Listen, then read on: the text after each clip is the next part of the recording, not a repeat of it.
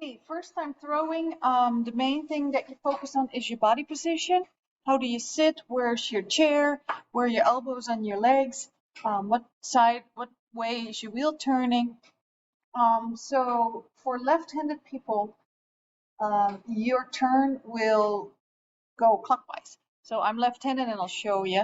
So it goes that way.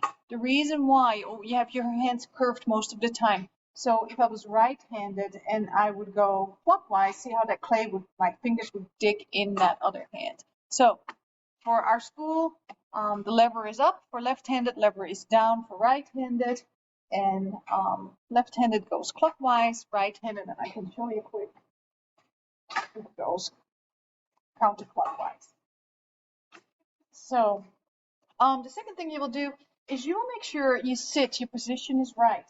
When you throw, especially in the beginning, later on when you look at all the YouTube videos, people that have been doing it are doing for a living, they can stand or they don't have their arms always anchored on their body. But we start with using our whole body as a support because there's going to be a lot of pressure and that clay is going to be strong with that turning speed. So you really want to use your legs as well as your elbows and your torso to keep that clay in place. So you lean forward and your nose is about a foot away from the middle of your back. So when I would start, I would be a foot away with my nose. My arms are on my legs and I make sure my legs are against, you can see it here, my other is out of the screen, but my legs are against that wheel, kind of becoming one with the wheel. Figured it out. So I'm sitting right here. I'm kind of back. I lean forward and I'm having my fingers in the middle. And see how big my dot is? So that means I'm not centered. If I really exaggerate, I'm making a circle. So I know my wheel needs to go a little closer when I'm comfortable.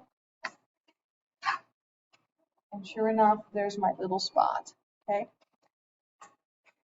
So make sure my arms are right here. If there's a little bit of an adjustment, you can also move your hands forward, your arms up on your legs or down on your legs. So just make sure you're right in that center. When you have that established, you kind of make a little circle. So you move your hand out. You always can go right in the middle. And you grab your ball of clay that has been wedged. Smack that in the middle. Make sure it sticks. So kind of move it around. Make sure it doesn't move. You don't want it sliding all over your wheel. Do not grab a sponge and squeeze that above your clay. Just have your hands wet. And at all times, your clay needs to be shiny like this. If it's dry, your hands are dry, it will stick to your hands and you'll pull the clay off your bat. Okay, lean forward, have your hands on your elbows, remember where that dot is, and move your hands to the side, you use your palms and your hands are on the bat. And then press that clay to the middle. Kind of hold it. My dominant hand is my left hand stays on the outside and I bring it back down. And I do this a couple times. I notice that I'm not centered all the way, so I scoot my chair a little bit over. This is better.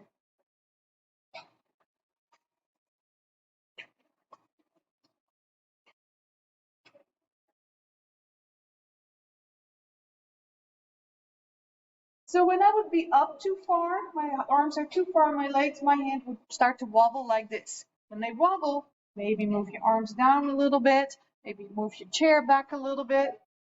See what you need, and then adjust. Bring your clay down until your hands are nice and even. They don't move. They don't wobble. Still have a little wobble in there.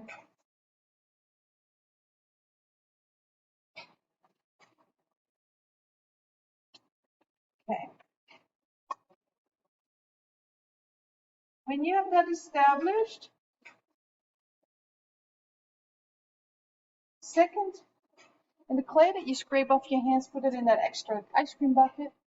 So it will take a while. You can see with me, I took a little time to get that perfect.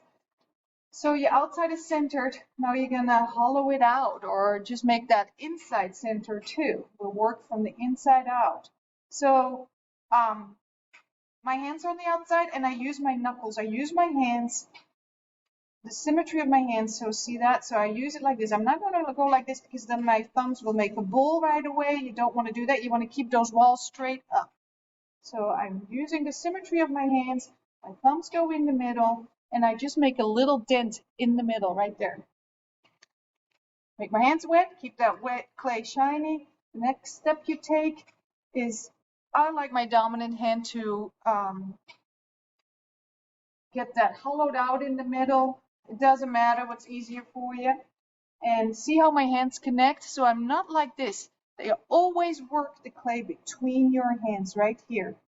So the clay is between your hands because you need that support on the outside and on the inside. If I only would work like this, I would move my clay off center. Always have that hand on the outside. The other hand works from the inside and puts pressure towards it outside. So my hands are like this and the clay is right here in the middle.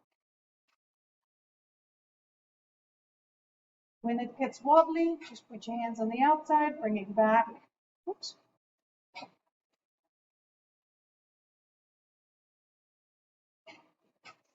Okay, after you start hollowing that out, you want to pack the bottom.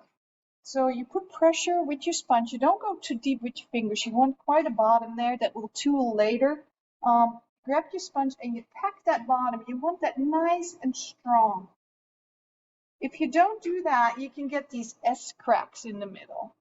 There's a lot of tension when it dries. Clay shrinks when it dries. So if one area is not strong enough, or thicker, you can get those cracks. So make sure there's not like a bottom like this and then the rest is like that, because that bottom won't dry as fast.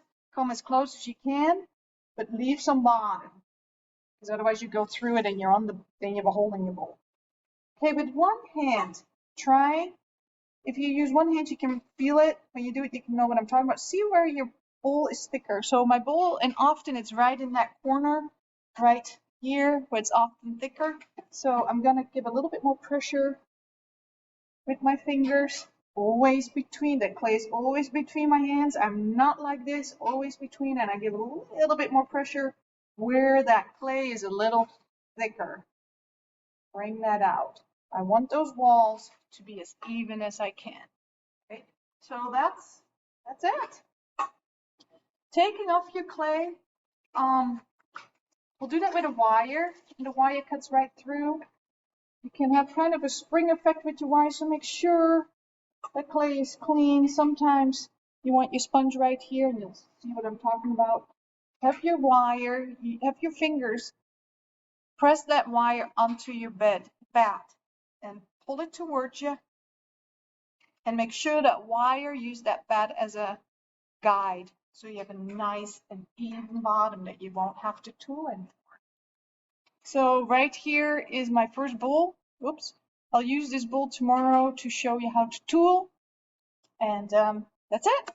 So just a quick reminder, when you start, grab a bat, grab a big sponge, grab a needle, a wire. I'll grab it quick for you so you know what I'm talking about. So a wire, a needle, and a little sponge and a big sponge and a bucket with water that's up to that line. So you want quite some water. Get the piece of throwing clay. It's a little bit softer than our hand building clay. Wedge it if needed. And get your bat on, get your position right, get those elbows, get that chair, and lean forward.